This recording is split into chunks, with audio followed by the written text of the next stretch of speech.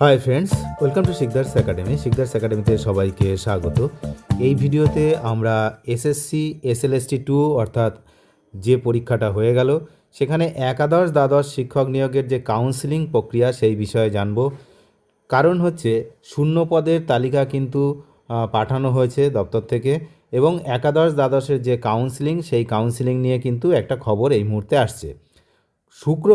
গত শুক্রবার শিক্ষা দপ্তরের যে তালিকা পাঠিয়েছে সেখানে কিছু সমস্যা রয়েছে।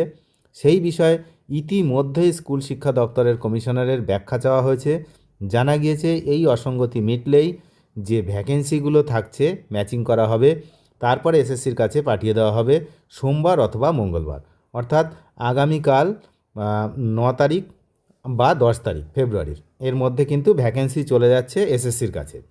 তারপর বিষয়ভিত্তিক ও জাতিভিত্তিক কত শূন্যপদ রয়েছে তার হিসাব কিন্তু করা হবে।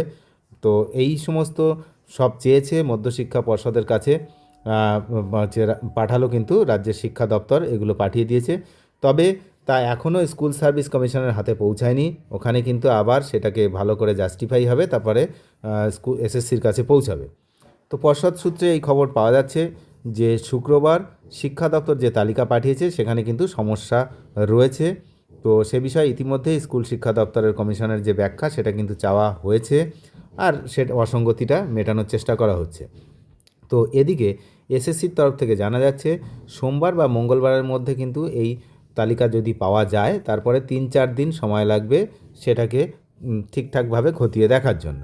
তারপরে সব ঠিকঠাক থাকলে ফেব্রুয়ারি মাসের দ্বিতীয় সপ্তাহে বিজ্ঞপ্তি প্রকাশ করবে কিন্তু এসএসসি, এবং তৃতীয় সপ্তাহ থেকে কাউন্সিলিং শুরু হবে।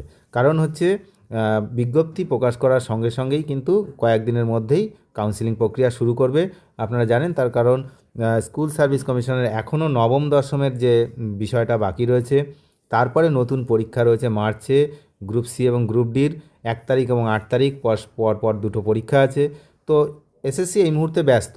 তো সেই জন্য কিন্তু তাড়াতাড়ি সম্ভব এই কাউন্সিলিং প্রক্রিয়া শেষ করবে, এমনটাই কিন্তু আমরা জানতে পারছি। সুপ্রিম কোর্টের যে নির্দেশ সেই নির্দেশ কিন্তু আগামী 31শে আগস্টের মধ্যে কাউন্সিলিং প্রক্রিয়া শেষ করে নবম দশম ও একাদশ দ্বাদশের নিয়োগ প্রক্রিয়া সম্পন্ন করতে হবে এসএসসিকে। তার মানে যে বিষয়টা দাঁড়াচ্ছে যে তাদের কাছে কিন্তু বেশি সময় নেই, আগস্ট মাস দেখতে দেখতে চলে আসবে। তার মধ্যে এখনও নবম দশম এগুলো রয়েছে, আবার গ্রুপ সি গ্রুপ ডি রয়েছে। সমস্ত প্রক্রিয়া কিন্তু ওই 31শে আগস্টের মধ্যে শেষ করতে হবে। তারপরেই হচ্ছে সুপারিশপত্র দেবে যোগ্য প্রার্থীদের, তারপর নিয়োগপত্র দেবে হচ্ছে মধ্যশিক্ষা পর্ষদ। সুতরাং সমস্ত কাজকর্ম এই সময়ের মধ্যে করতে হবে। তো প্রাথমিকভাবে সুপ্রিম কোর্টের যে দেওয়া হলফনামা অনুযায়ী সুপারিশপত্র দেওয়ার প্রক্রিয়া শুরু করার কথা ছিল গত 15ই জানুয়ারি। তো নবম দশমের নথি যাচাইয়ের কথা ছিল 26শে ডিসেম্বর, কিন্তু তা বাস্তবে সম্ভব হয়নি। তো সব দিক থেকে মনে করা হচ্ছে মাধ্যমিক উচ্চ মাধ্যমিক পরীক্ষার কারণে খানিকটা বিলম্ব হচ্ছে এই কাউন্সিলিং প্রক্রিয়ার। তো একাদশ দ্বাদশের কাউন্সিলিংয়ের ডাক পেয়েছেন যোগ্য চাকরিহারা শিক্ষক শিক্ষিকাদের মধ্যে 8,299 জন। তাহলে 8,299 জন তারা কিন্তু চাকরি পাচ্ছেন ফিরে, যারা চাকরি হারিয়েছেন।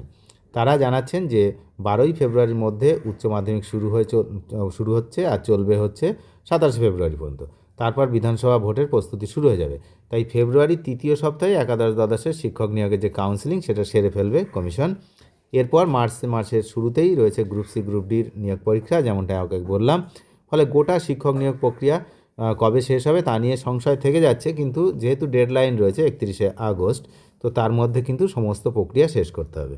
তাহলে সবচেয়ে ভালো খবর এটাই যে একাদশ দ্বাদশের নিয়োগ প্রক্রিয়াটা কিন্তু তাড়াতাড়ি সম্পন্ন হবে, কিন্তু নবম দশমেরটা এখনও কিন্তু বাকি থাকলো। তো সেটা আবার কবে হবে, তার বিধানসভা ভোটের যদি শুরু হয়ে যায় তখন কিন্তু সেটা বিলম্ব হতে পারে। আর রইল বাকি গ্রুপ সি গ্রুপ ডি, সেটা তো শুধুমাত্র পরীক্ষাটাই নিতে পারবে, তারপরে যাওয়া হবে ভোটের পরে হবে, এমনটাই মনে করা হচ্ছে। অনেক ধন্যবাদ শেষ পর্যন্ত দেখার জন্য। চ্যানেলে যারা নতুন তারা নিয়মিত আপডেট পেতে অবশ্যই চ্যানেলটিকে সাবস্ক্রাইব করে সঙ্গে থাকবেন। ধন্যবাদ।